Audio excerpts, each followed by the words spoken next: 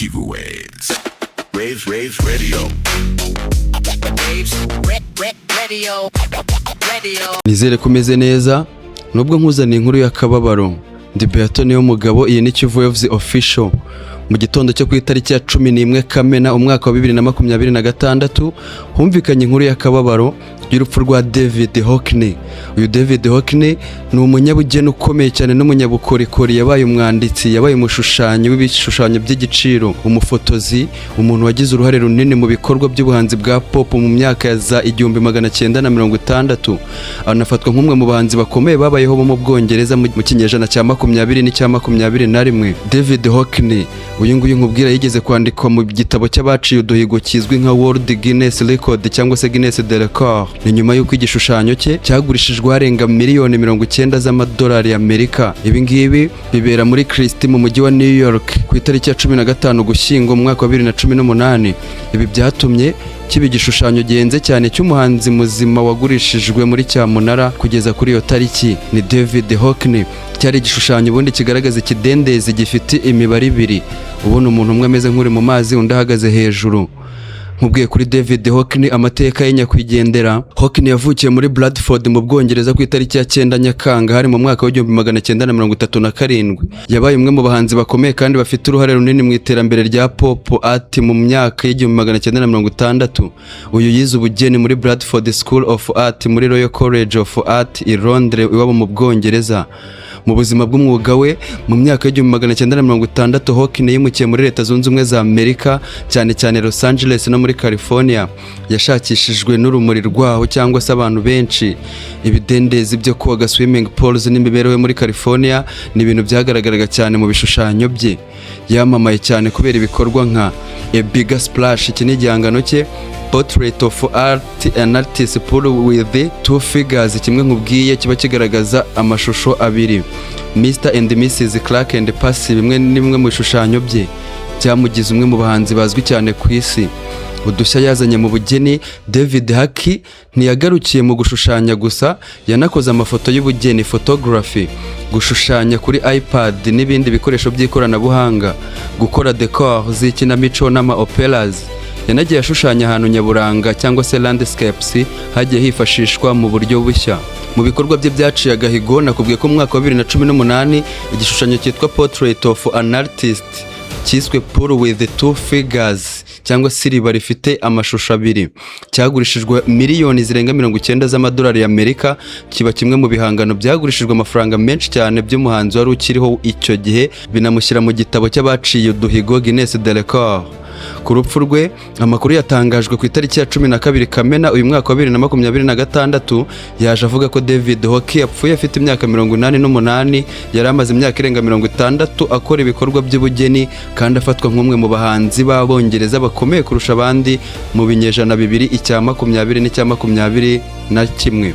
Umurage y'abasize, David Hockney asize umurage ukomeye mu bugeni bw'isi. Yafashije guteza imbere pop art, yagaragaje ko ikoranabuhanga rishobora gukoreshwa mu bugeni. Ibihangano bye bibitswe mu nzu ndangamurage zigiye zikomeye ku isi. Uyafatwa nk'umwe mu bahanzi bagize uruhare rukomeye mu bugeni bwa kijyambere. David Hockney uyu muhanzi w'umwongereza uzwi cyane mu gushushanya, gufotora no gukoresha ikoranabuhanga mu bugeni. Nakubwiye ko yageze kwiga muri Bradford muri United Kingdom. Mu buto n'amashuri bwe, ubundi Hockney yavukiye mu muryango usanzwe kandi akiri muto yakundaga gushushanya kuva icyo gihe.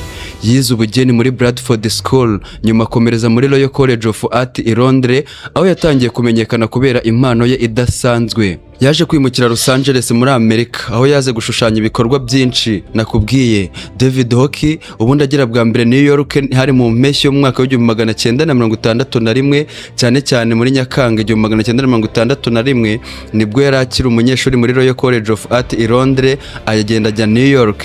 Urwo rugendo rwa mbere rwagize uruhare runini mu buzima bwe bw'ubuhanzi. Akigera New York yasuye Museum of Modern Art izwi nka MoMA.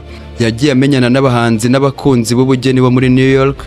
Yashimishijwe cyane n'ubuzima bwo muri uwo mujyi, harimo umuco, ibihangano n'ubwisanzure bwari buhari icyo gihe. Nyuma y'urwo rugendo yakoze, yagiye akora urukurikirane rw'ibishushanyo rwiswe Alex Progress, rwari rushingiye ku byamubayeho ubwo yasuraga New York bwa mbere. nubwo yageze bwa mbere New York mu 1961 yaje kwimukira Los Angeles burundu mu 1964 ariho yaje gukora byinshi mu bihangano bye byamamaye ku isi. Bimwe mu bihangano nakubwiye A Bigger Splash, Portrait of an Artist Pool cyangwa se Pool with Two Figures, Mr. and Mrs. Clark and Percy. David yazanye udushya mu bugeni, amafoto mu buryo bushya, mudasobwa n'ibindi bikoresho by'ikoranabuhanga ko ushobora kubyandikaho. Yanditse kuri iPhone na iPad mu gukora ibihangano. Ibi ngibi bigatuma afatwa nk'umwe mu bahanzi bahujije ubugeni bwa kera n'ubw'ikoranabuhanga, kuko we ntiyatinyaga no kuba yashushanya kuri iPad n'ama iPod. Afatwa rero nk'umwe mu bahanzi bakomeye bo mu Bwongereza, kandi ibihangano bye bikaba bibitswe mu nzu ndangamurage zikomeye cyane ku isi. Bimwe mu bihembo n'icyubahiro bikomeye yahawe, hari igihembo yahawe cyitwa Companion of Honor cyangwa se of Honor mu mwaka wa 2018. Ni kimwe mu byubahiro bikomeye bitangwa n'umwami cyangwa umwamikazi w'Ubwongereza ku bantu bagize uruhare rukomeye mu bihugu mu bijyanye n'ubuhanzi, siyansi cyangwa politike. Hari igihembo bita Order of Merit. Iki ngiki yagihawe mu mwaka wa 2012. Ni icyubahiro gihanitse cyane gitangwa ku bantu bake cyane bagize uruhare rudasanzwe mu bumenyi, ubuhanzi cyangwa ibikorwa by'indashyikirwa. Hari igihembo bita Premium Imperial. Iki ngiki yagifashe mu mwaka wa 1989. Iki gihembo cy'Ubuyapani gifatwa nk'icyo bamwe bita Nobel Prize y'umuhanzi cyangwa se Prix Nobel. Iki Hockney yagiherewe uruhare rwe rukomeye mu bugeni ku isi. Yafashe igihembo bita Royal Academician. Iki ngiki yatorewe kuba umwe mu banyamuryango b'icyubahiro ba Royal Academy of Art, kimwe mu bigo by'ubugeni bikomeye ku isi. Hari ibihembo by'amashuri makuru, icyo bita honorary degrees. Yahawe impamyabumenyi z'icyubahiro doctorates n'amashuri makuru menshi akomeye ku isi kubera uruhare rwe mu guteza imbere ubugeni. Bimwe mu bindi byamuranze, nubwo ibihembo byari byinshi, David Hockney anazwi cyane kubera kuba umwe mu bayobozi ba pop art, kuba yarahinduye uburyo bwo gukoresha amafoto n'ikoranabuhanga mu bugeni, kuba ibihangano bye byaragurishijwe amafaranga menshi cyane ku isi. Umurage rero dusigiye David Hockney yamenyekanye kubera guhanga udushya, gukunda amabara meza no kwerekana isi mu buryo budasanzwe. Uyu yagize uruhare rukomeye mu guhindura uburyo abantu babona kandi bakora ubugeni bwa kijyambere, bituma izina rye rikomeza kuba rimwe mwakomeye mu mateka y'ubugeni ku isi, risigayemo kandi rizahoramo. Ni David Hockney. Icyo nasorezaho ni ukwihanganisha umuryango bwite wa David Hockney, umuryango mugari w'abartiste muri rusange cyangwa se abanyabugeni ndetse n'isi yose. Ndi Beato Emmanuel niyo mugabo. Iyi ni Kivu Waves Official. Dukomeze kwigira ku murage dusigiye, kandi natwe duharanira gukora neza, tuzagira ibyo tuzasiga abatwazatwibukiraho. Nuko murakoze kandi mukomeze mudukurikire kuri Kivu Waves Official. Nyakwigendera aruhukire mu mahoro.